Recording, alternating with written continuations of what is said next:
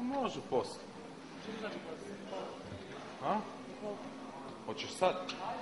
To be very sincere, I've read a lot about the team before coming.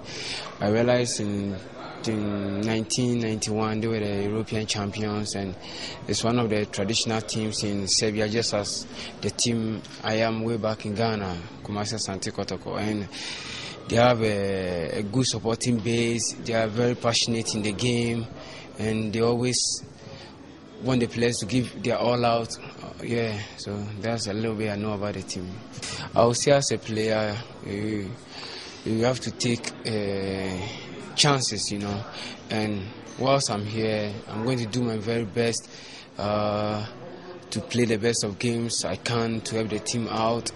I'm not just here to be part of the team, but the little bit experience I have way back in Ghana, I can impart it into the game out here, so they should expect big from that.